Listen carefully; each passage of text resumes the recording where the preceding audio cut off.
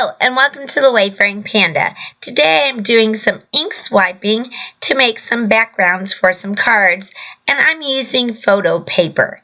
So first of all, I'm trying to use distressed Oxide, and this one's a little bit too juicy, and I think it's because I got one of the Holtz boxes to keep it in, and they were sideways, so I'm now storing them the other direction.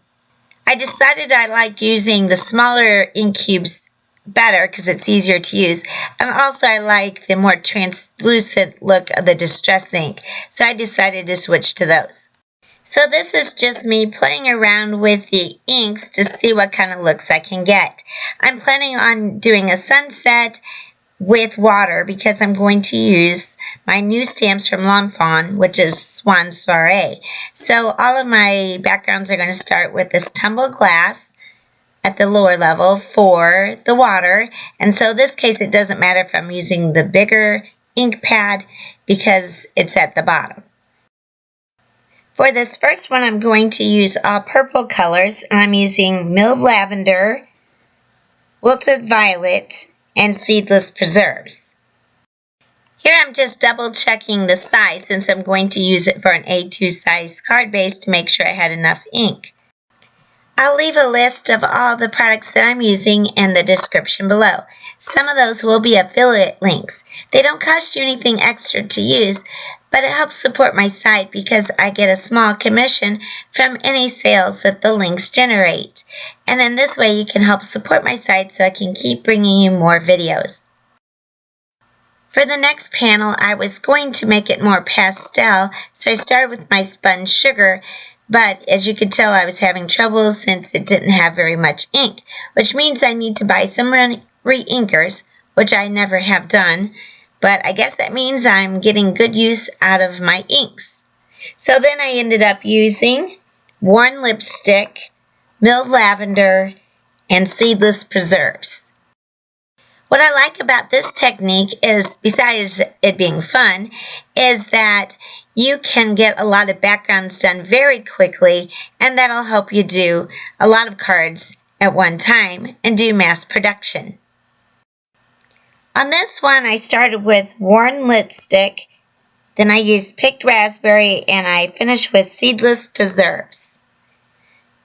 In the comments below, please let me know which one you like the best. I think I like the purple one the best, the first one that I did, but I liked all three.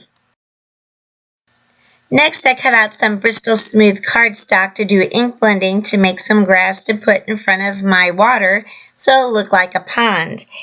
And I started with Mowed lawn, and then I went around the edges with Rustic wilderness.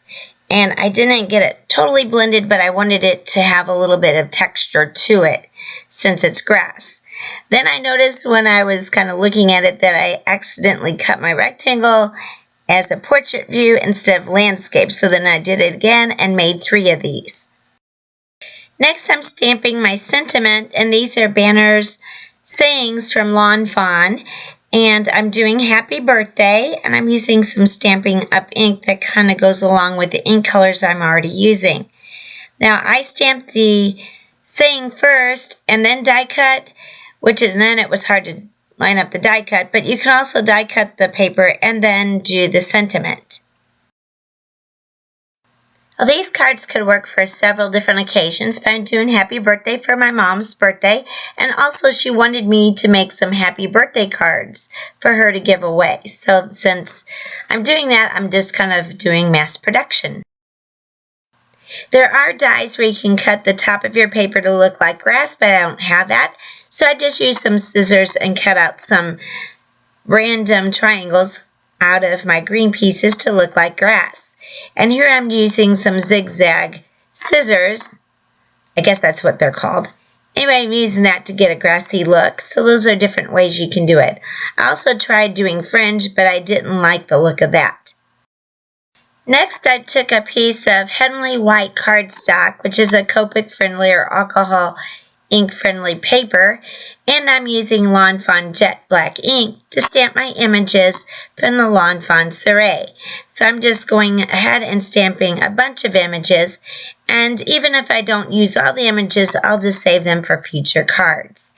Then I also colored these off screen with Copic markers, and I did have a little bit of trouble with some of the little ducklings because a couple of my gray markers are dried out.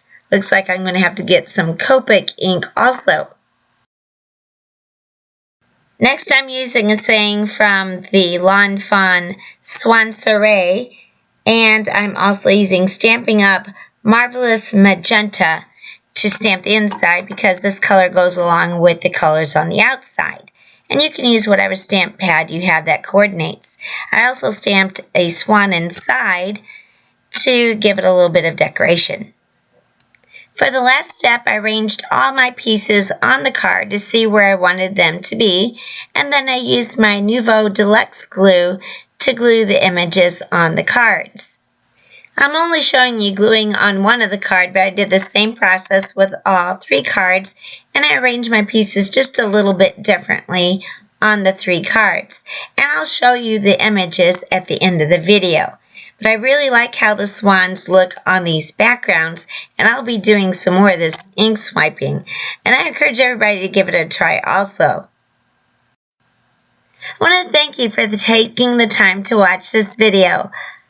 And if you haven't already subscribed to my channel, I really would appreciate if you could do so. That helps support my channel. If you're already a subscriber, I want to thank you so much for your continued support. I really appreciate it. I hope everyone has a wonderful day.